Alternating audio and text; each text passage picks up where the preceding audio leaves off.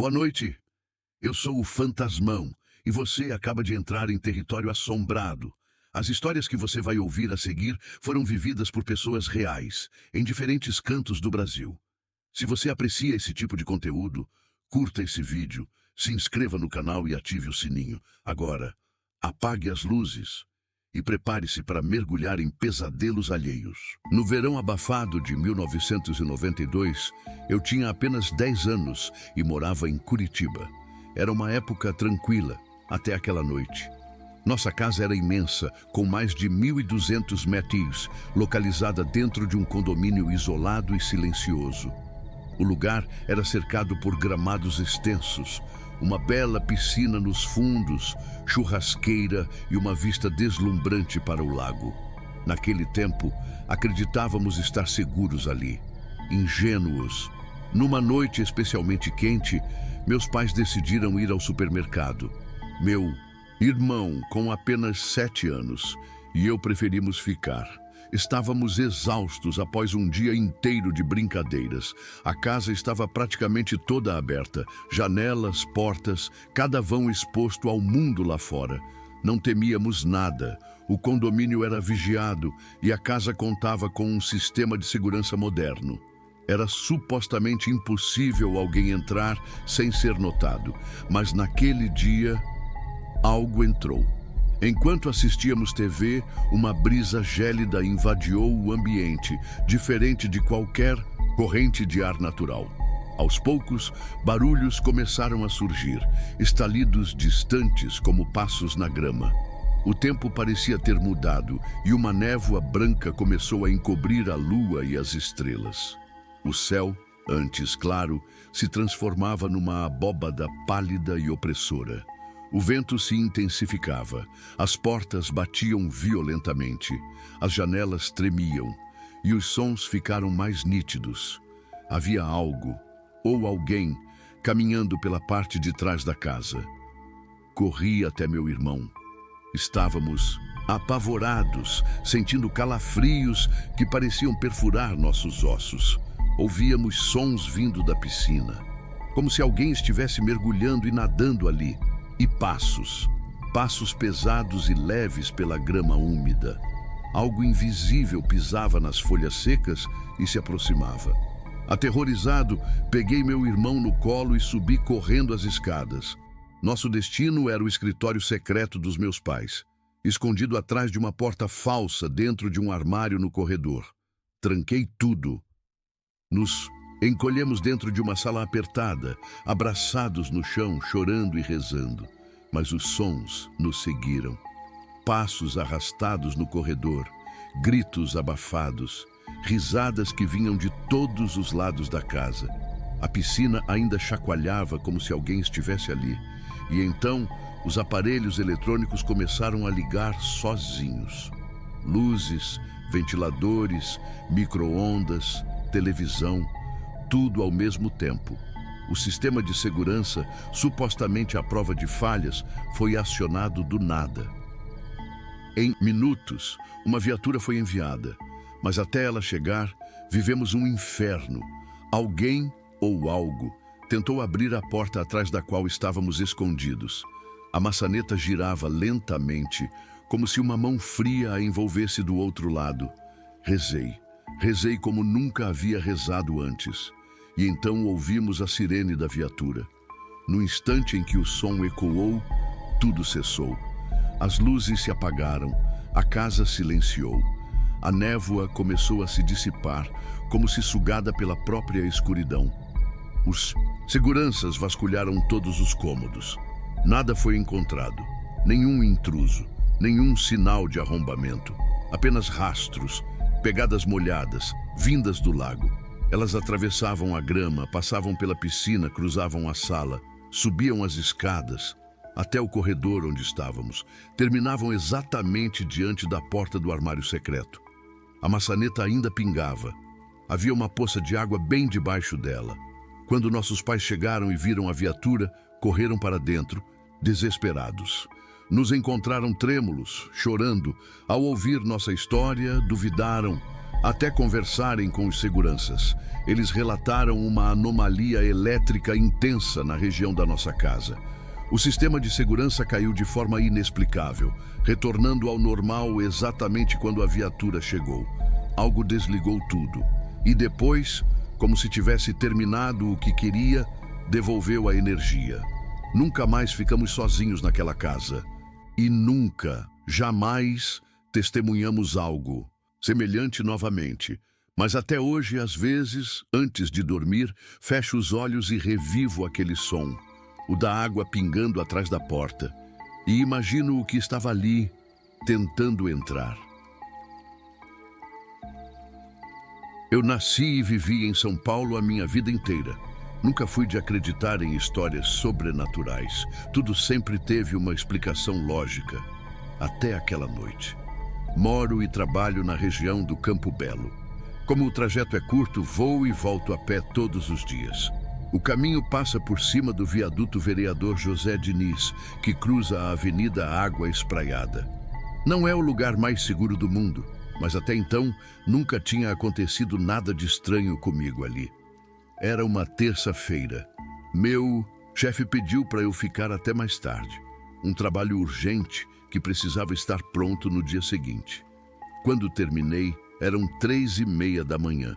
O bairro estava em completo silêncio. Ruas vazias, o ar parado. Peguei o caminho de sempre. Quando cheguei no viaduto, olhei para os dois lados. Ninguém. Tudo tranquilo. Até aí, normal. Mas quando eu já estava quase no meio da ponte, percebi alguém vindo na direção contrária. Parei por um segundo. Pensei em dar meia volta e pegar um caminho mais longo. Mas achei que era só outro trabalhador voltando para casa, como eu. Curiosamente, quando eu parei, ele também parou. Achei estranho, mas continuei. E ele continuou também. Acelerei o passo. Foi quando ele começou a correr na minha direção. O coração disparou. Não era só medo. Era uma sensação de que algo muito errado estava prestes a acontecer. Mas então, ele parou. Encostou no corrimão.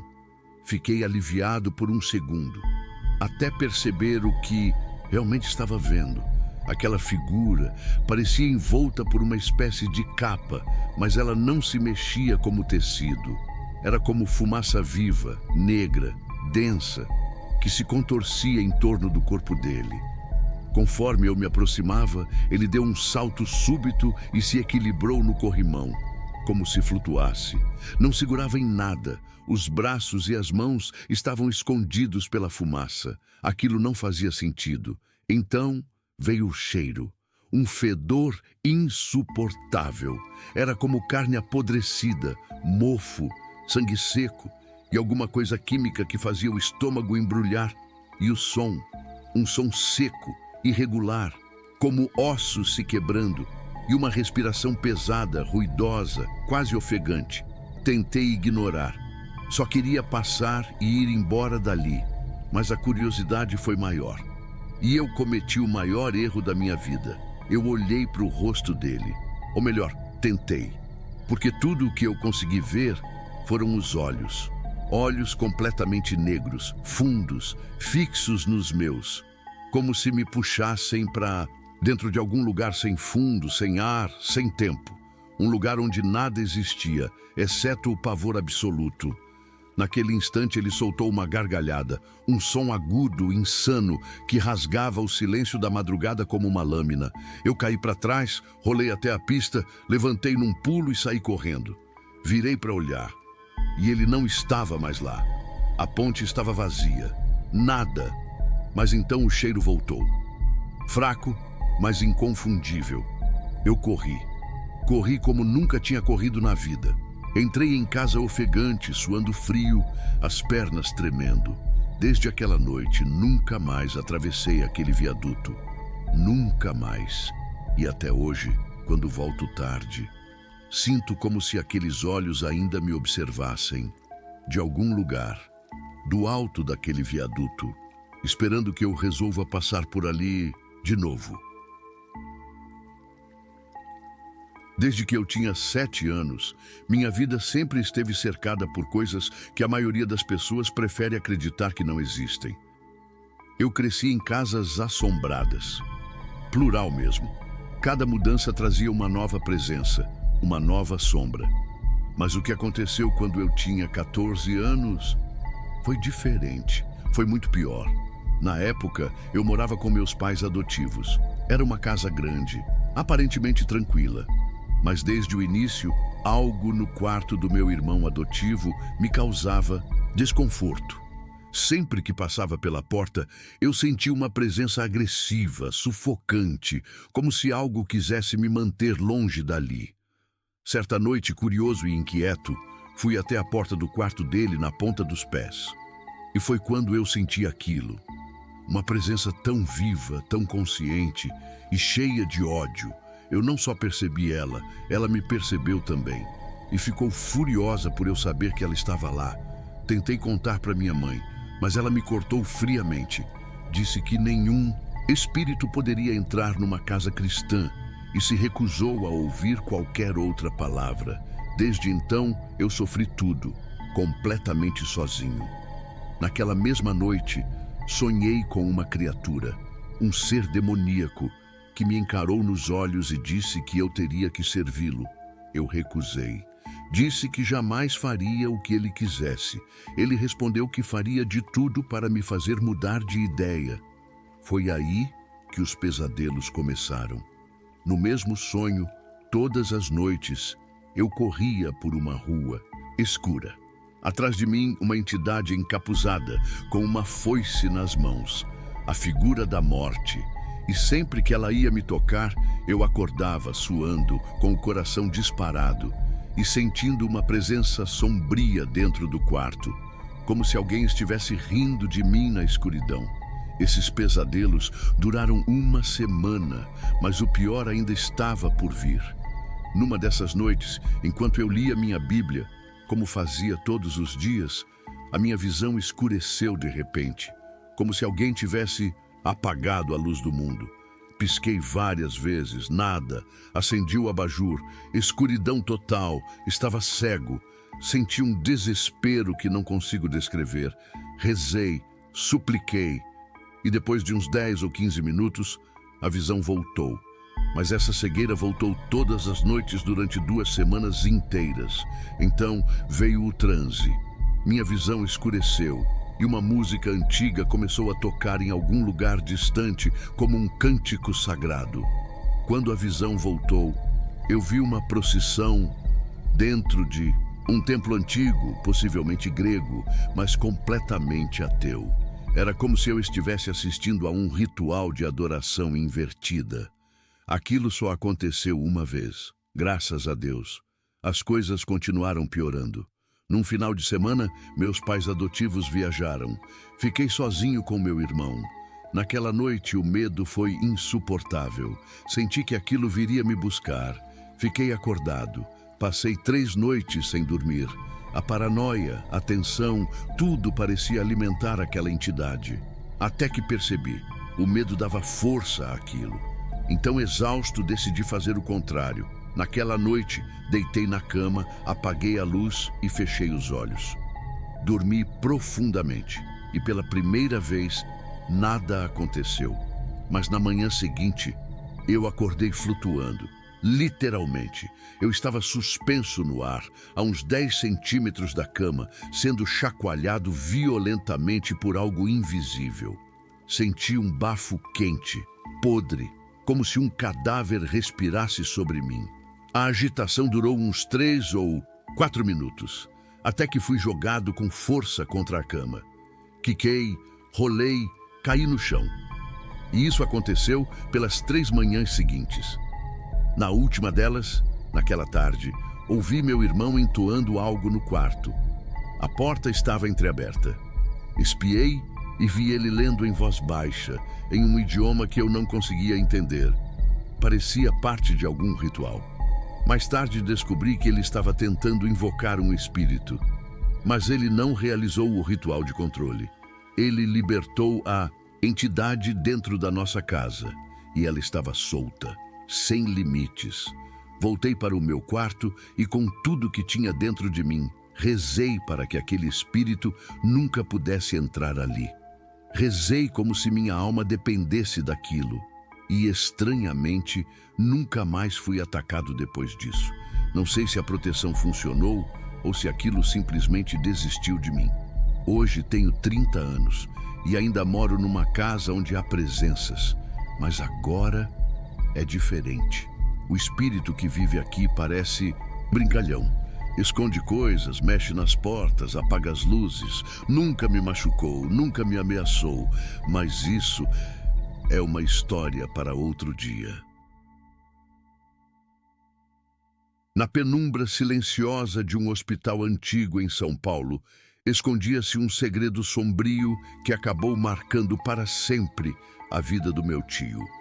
Ele trabalhou no setor de manutenção daquele hospital por anos, até a noite em que algo inexplicável aconteceu e o fez abandonar tudo.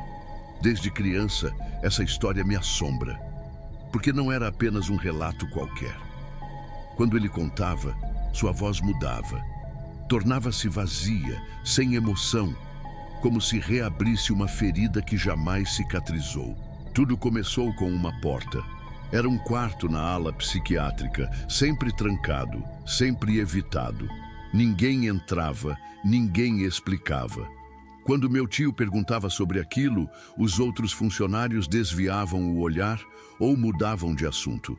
O clima mudava instantaneamente, como se até as palavras temessem aquele lugar. Numa noite comum, enquanto trocava uma lâmpada no fim do corredor, perto daquele quarto, a luz piscou. O ar gelou. Um cheiro pútrido, como carne apodrecida, misturada com um mofo antigo, invadiu o ambiente. Era como se o próprio corredor tivesse prendido a respiração. Ele precisava de outra lâmpada e, para isso, teria que passar diante da tal porta. Conforme se aproximava, o cheiro se intensificava, quase insuportável. Foi então que ouviu. No começo, parecia um canto baixo. Em seguida, virou um sussurro, um murmúrio quase incompreensível, mas carregado de dor. E, subitamente, aquela voz, a voz da própria avó dele, morta há mais de 20 anos. Reinaldo, me ajuda, Reinaldo. Você é o único que pode me tirar daqui. A dor, o desespero naquela voz eram reais demais. A mente do meu tio foi invadida por um turbilhão de emoções. Tristeza profunda, raiva inexplicável. E então, o medo absoluto.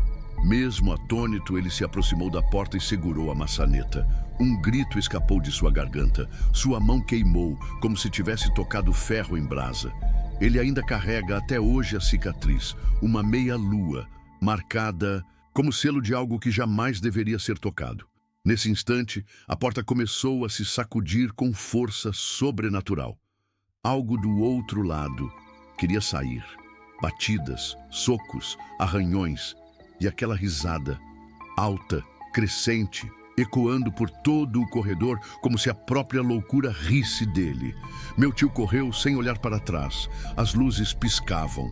O corredor parecia mais longo, mais escuro. A risada o seguia, ganhando força, ficando cada vez mais próxima. Quando finalmente alcançou a recepção, desabou no chão, inconsciente. Acordou cercado de enfermeiras e colegas. Contou o que lembrava, tremendo, enquanto cuidavam da sua mão.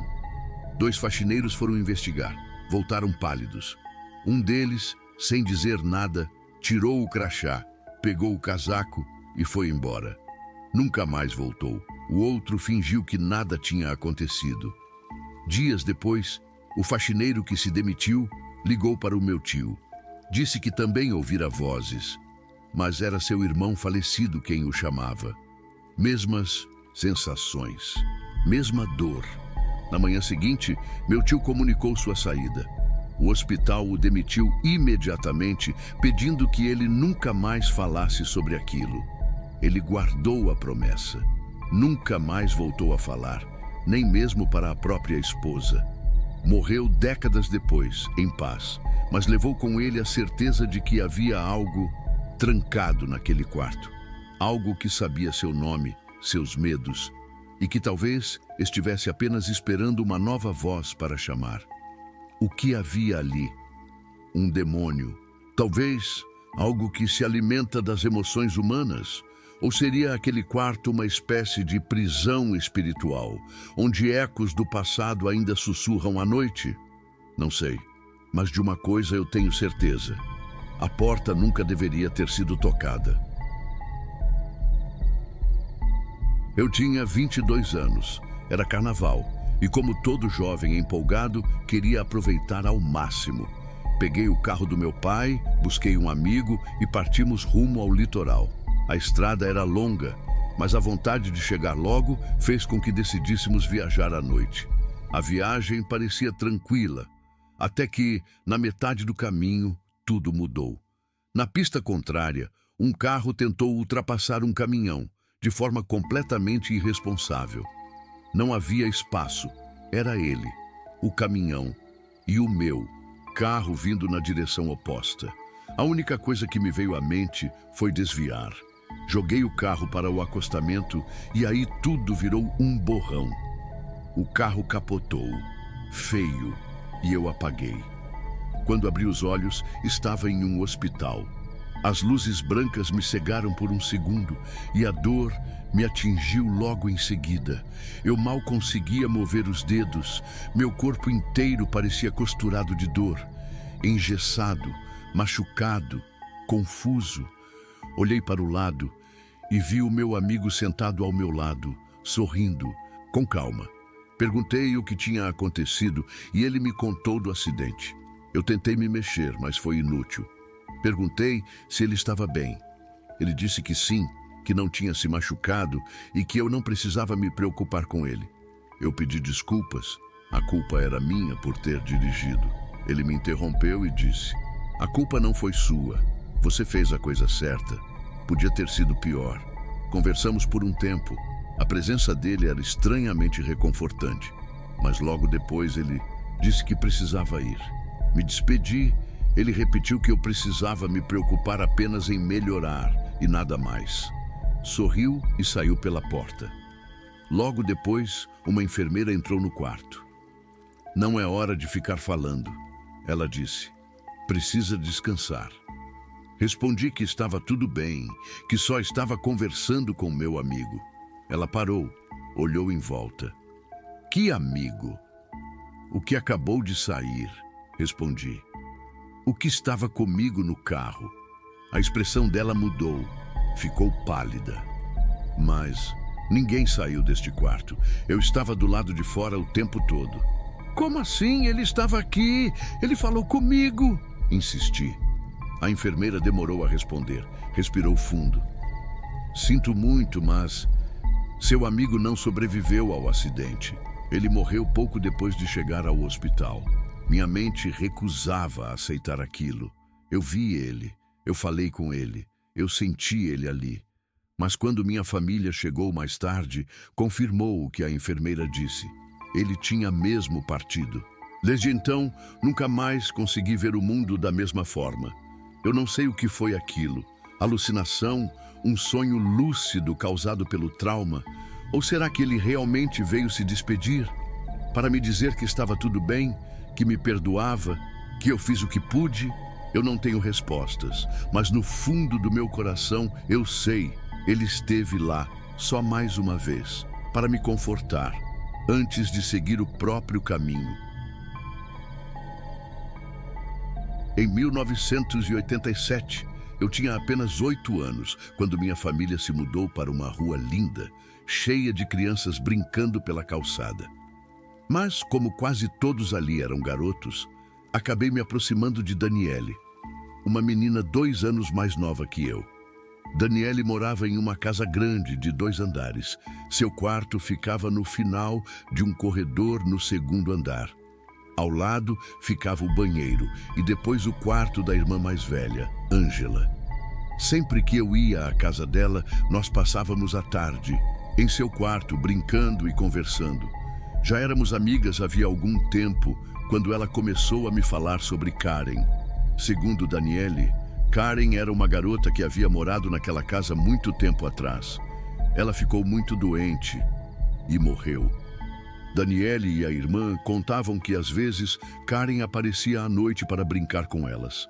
Nenhuma das duas parecia ter medo. Falavam dela como se fosse uma amiga imaginária, mas havia algo estranho. Algo na maneira como falavam, como se não fosse só brincadeira. Eu nunca vi Karen, mas às vezes, quando estava lá, sentia um arrepio, um calafrio que não sabia explicar. Aquela sensação de estar sendo observada.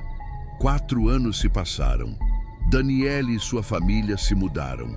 Eu já tinha 12 anos e novas amizades da escola tomavam meu tempo. A antiga casa de Daniele logo foi ocupada por uma nova família. Tinham 2 filhos pequenos, Iris e o irmão mais novo. A mãe deles começou a me chamar para tomar conta das crianças, nos fins de semana. Eu morava 2 casas depois e, como já ajudava a cuidar dos meus 4 irmãos mais novos, ela confiava em mim. Passei a ir com frequência. Depois da escola, ia direto para lá, enquanto a empregada cuidava da casa. Iris dormia no mesmo quarto que antes era da Daniele. E foi ali que aconteceu algo que eu jamais esqueci. Estávamos jogando banco imobiliário no quarto, quando Iris parou, olhou para mim e disse como se fosse a coisa mais natural do mundo: "Eu fiz uma nova amiga. O nome dela é Karen. Ela morava aqui antes de mim." O nome me fez gelar. O tom inocente dela só tornava tudo mais sinistro. Perguntei, tentando parecer calma: "E como ela é?" Iris descreveu Karen exatamente como Daniele fazia. A mesma história, a mesma leveza na voz, como se Karen fosse só mais uma criança da vizinhança. Os anos passaram. Hoje tenho 24 anos. A família da Iris cresceu. Agora são 5 filhos no total, e eu continuo muito próxima deles. A família inteira conhece a história da Karen. As crianças nunca tiveram medo e nenhum evento assustador aconteceu ali. Mas há algo curioso. Conforme as crianças crescem, elas param de ver Karen. Iris deixou de falar sobre ela aos 10 anos, mas se lembra perfeitamente da amiga que morava com ela. Faz poucas semanas que eles se mudaram daquela casa. E minha própria família também está prestes a se mudar. Agora só me resta torcer para que os novos moradores recebam Karen com o mesmo carinho que as outras famílias. E que ela, de alguma forma, continue sendo só isso: uma presença silenciosa, solitária e inocente. Essa história aconteceu comigo por volta de 2002.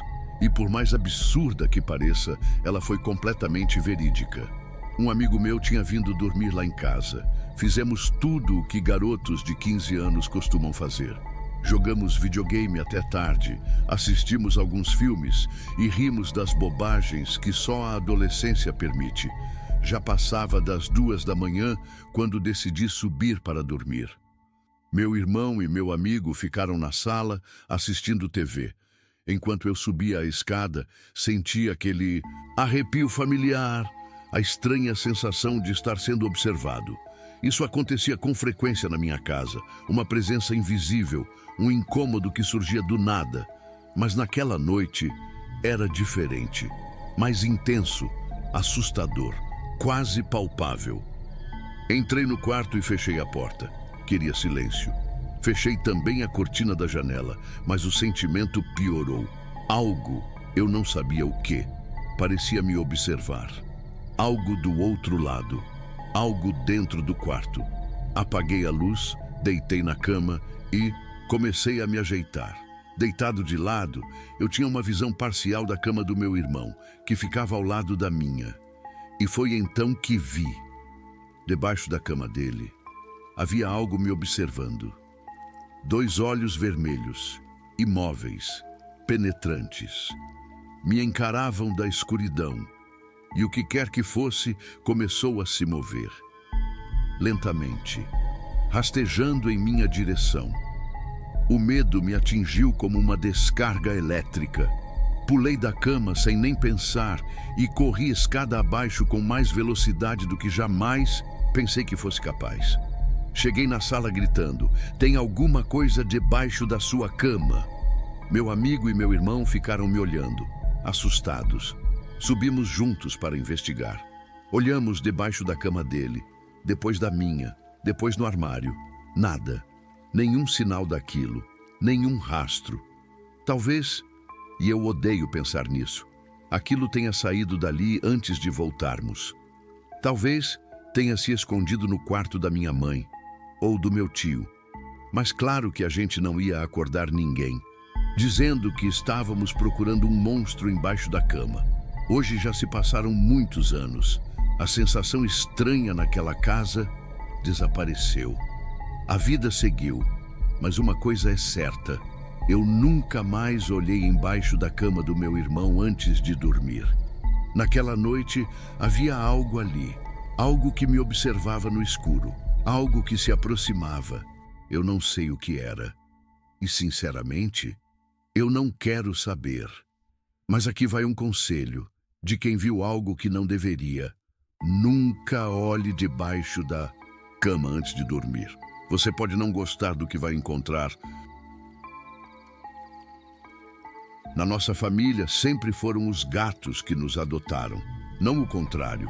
Eles apareciam, ficavam por um tempo e depois partiam, quase como se soubessem que sua passagem ali tinha um propósito breve. Raramente ficavam mais de um ano. A mulata foi a exceção. Ela escolheu ficar e nós escolhemos amá-la. Ela tinha uma pelagem negra impecável, linda de se ver, e olhos atentos que sempre pareciam estar avaliando o mundo ao seu redor. Acreditamos que ela veio de um lar onde era maltratada. Sempre que alguém se aproximava dela, mesmo com carinho, ela ficava encolhida, em alerta, como se esperasse o pior. Levou tempo, mas ela aprendeu a confiar. E quando confiava, demonstrava isso com pequenos gestos silenciosos. Um ronronar discreto, uma presença constante no mesmo cômodo, um olhar tranquilo. Quando nos mudamos de casa, temíamos que ela tentasse voltar para o antigo endereço e se perdesse no caminho. Ela era livre, entrava e saía quando queria, mas surpreendentemente, ela nunca tentou partir. A nova casa também foi escolhida por ela. Meses depois da mudança, descobrimos que a mulata estava com câncer no lado esquerdo da boca e na garganta. Não sabíamos o quão avançado estava, mas era visível que ela estava sofrendo. Começou a ter dificuldade para engolir e a dor aumentava a cada dia. Minha mãe chamou o veterinário em casa, enquanto tentava ligar para mim e para minha irmã, para conversarmos sobre a difícil decisão de sacrificá-la.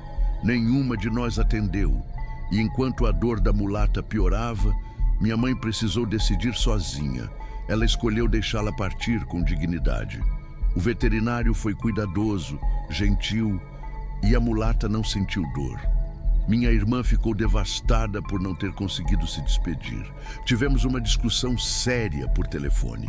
E mesmo entendendo os dois lados, doeu ver minha mãe tão abalada, chorando do outro lado da linha, se perguntando se tinha feito a coisa certa. Quando desligamos, ela estava em pedaços.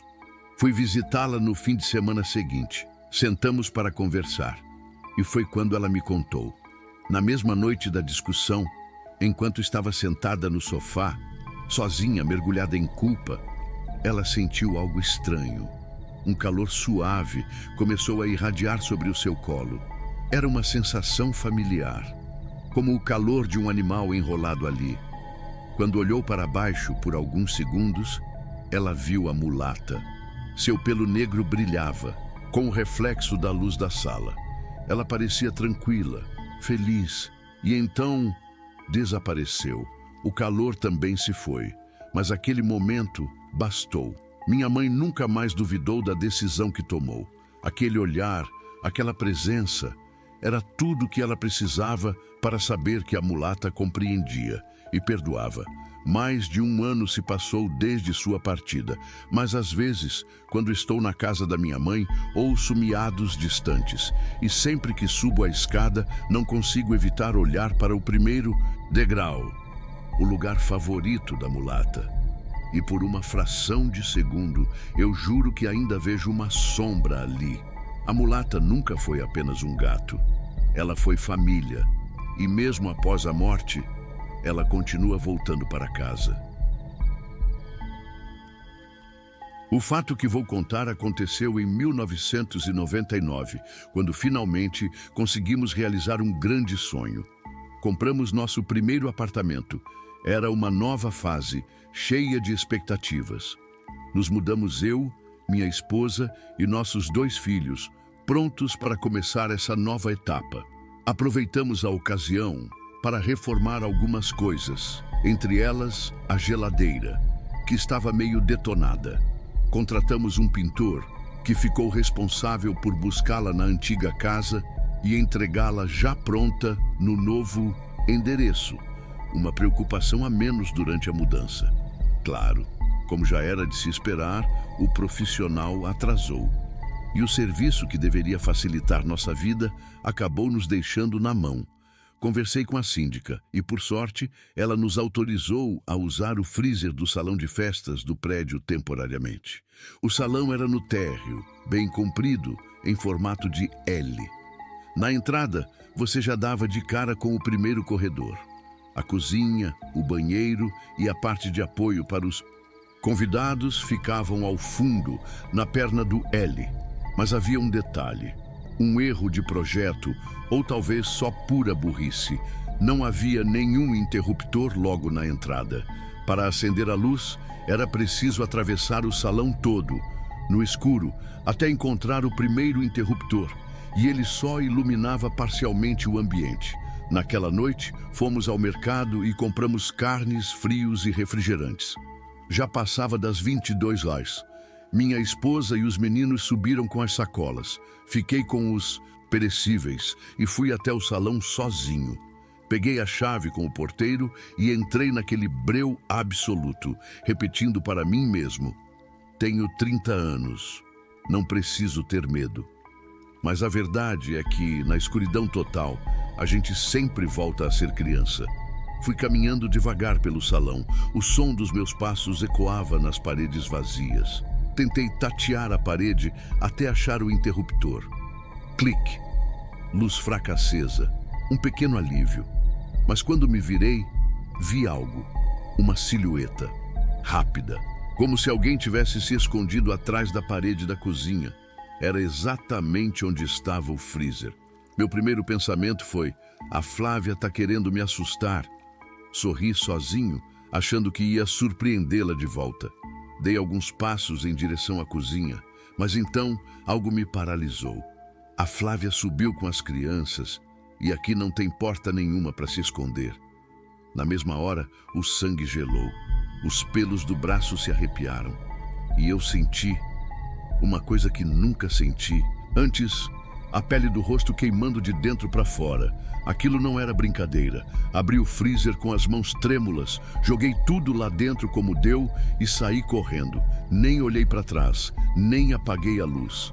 Quando cheguei em casa e contei tudo para minha esposa, ela ouviu em silêncio. Não disse uma palavra. Até hoje não sei o que vi. Talvez tenha sido só minha imaginação, alimentada pelo medo e pela escuridão. Talvez fosse apenas uma sombra. Ou talvez não fosse nada disso. Mais tarde, liguei para o porteiro. Seu Lúcio, acho que deixei a luz do salão acesa. Pode apagar para mim, por favor? E desde então, mesmo depois de tantos anos, eu nunca mais entrei naquele salão sozinho, nem sob tortura. Eu sei que muita gente torce o nariz quando escuta histórias antigas. Dizem que é invenção, exagero ou coisa da cabeça de quem viveu naquele tempo. Mas tem uma história na minha família que é contada há gerações. E por mais inacreditável que pareça, ela é verdadeira. Tudo aconteceu com a minha tataravó quando ela ainda era criança. Ela morava em um vale no interior de São Paulo, numa típica casa de fazenda da época, simples, mas espaçosa, com todos os quartos interligados por portas. Era possível dar uma volta completa dentro da casa, passando de quarto em quarto, como se fosse um círculo. Em uma noite comum, a família estava reunida na sala quando algo estranho aconteceu. Minha tataravó e o pai dela ouviram um som vindo da cozinha. Era como se água estivesse sendo derramada no chão. Foram até lá e, quando se aproximaram da cozinha, escutaram um som que arrepiou até a alma. Um galope, um trote pesado, correndo dentro da casa. Ao chegarem na cozinha, encontraram uma bacia caída no chão e água espalhada por todo lado. Mas não havia ninguém ali. O som do galope continuava, se afastando, passando pelos cômodos. Eles começaram a seguir o som, correndo pela casa, até que ouviram a porta dos fundos se abrir com força e depois bater, sozinha. Saíram todos correndo para o quintal. Atrás da casa havia um morro íngreme. E foi ali que viram. Uma criatura subia o morro em disparada. Ela tinha corpo de um cavalo, mas a parte de cima era de homem. Um centauro, como nas histórias antigas. Mas isso não era livro, não era conto. Estava ali diante de todos. Quando a criatura chegou ao topo do morro, parou. Virou-se, revelando um rosto humano, expressivo e selvagem. E então pegou uma pedra enorme do chão e a lançou com força na direção da família. A pedra atingiu o pé de um dos presentes. Ninguém nunca soube ao certo de quem. Dizem que aquele pé nunca mais sarou direito, por mais que tratassem. Mas o mais assustador foi o que ficou no lugar onde a pedra caiu. Nada nunca mais cresceu ali. Nem capim, nem erva, nem grama. Nada. Era como se a terra tivesse sido amaldiçoada. E até hoje, ninguém teve coragem de mexer naquela pedra. Alguns vão rir, outros vão dizer que é mentira. Mas minha tataravó era uma mulher honesta, religiosa, daquelas que não aumentam nem tiram uma vírgula de uma história. Ela nunca gostou de falar sobre aquilo. E quando falava, era com os olhos vidrados e a voz embargada. Não é uma história de fantasma, mas é uma história que nunca saiu da nossa família e que até hoje faz a gente se perguntar o que realmente vive nas sombras das nossas matas. Essa é uma história que aconteceu com a minha mãe e até hoje ela fala sobre isso com a voz trêmula e os olhos cheios d'água. Na época, ela tinha 27 anos e estava em uma situação desesperadora. Tinha acabado de deixar um namorado violento e não tinha ninguém para ajudá-la. A única companhia que ela tinha era a minha irmã, que na época tinha apenas 9 anos. Sem ter para onde ir, ela se lembrou de uma velha casa abandonada não muito longe dali. Apesar de estar vazia há anos, a estrutura ainda era boa o suficiente para abrigá-las por alguns dias. Ela não tinha escolha. Passaram 4 dias ali. Tudo estava em silêncio. Nenhum sinal de perigo. Até aquela noite. No 4º dia, enquanto dormia em um dos cômodos, minha mãe acordou com uma sensação horrível. Quando abriu os olhos, viu um homem parado ao lado do sofá, onde ela estava deitada. Ele estava completamente vestido de preto. No centro da testa havia um símbolo gravado, algo que brilhava. Levemente, impossível de descrever. O rosto dele era apenas um contorno, sem olhos, sem boca, sem nariz. Só o símbolo. Ele não se movia, apenas ficou ali, imóvel, olhando para ela, ou melhor, apontando. Sim, ele ergueu o braço lentamente e apontou o dedo na direção dela.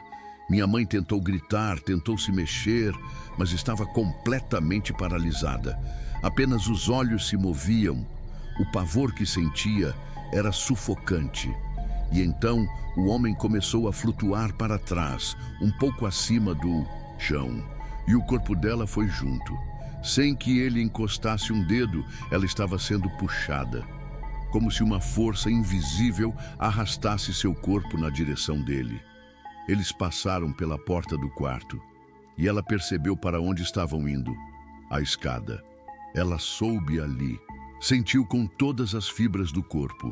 Se ele a levasse até o andar de baixo, ela seria encontrada morta na manhã seguinte. Ela tentou lutar, mas estava completamente imóvel. Foi quando, no topo da escada, Ela pensou na filha dela. Pensou que a menina ficaria sozinha, ali, sem ninguém no mundo. O desespero tomou conta, e então, com um grito sufocado na garganta, ela conseguiu se soltar. Desabou no chão, arrebatada pelo próprio medo. Se levantou num pulo, correu até o quarto onde minha irmã dormia, trancou a porta com força e se encolheu ao lado da filha. O homem, ou o espírito, não foi atrás. Ela passou a noite inteira acordada, com os braços apertando a filha, o coração disparado e os olhos presos à porta. Quando amanheceu, ela achou por um momento que tudo tinha sido um pesadelo. Mas então percebeu que estava mesmo no quarto da filha. Naquela mesma manhã, ela juntou as poucas coisas que tinham e correu com minha irmã até uma igreja que costumava frequentar. Pediu ao padre que as abençoasse, mas não contou o que havia visto. Tinha medo de não ser levada a sério, ou de parecer louca. Por sorte, o padre conseguiu um lugar seguro para que ficassem até ela. Conseguir se reerguer. Minha mãe nunca mais viu aquela criatura, nunca mais viveu algo parecido. Mas até hoje, ao relembrar aquela noite, o terror volta ao rosto dela. E eu sei, por mais que pareça inacreditável, aquilo aconteceu.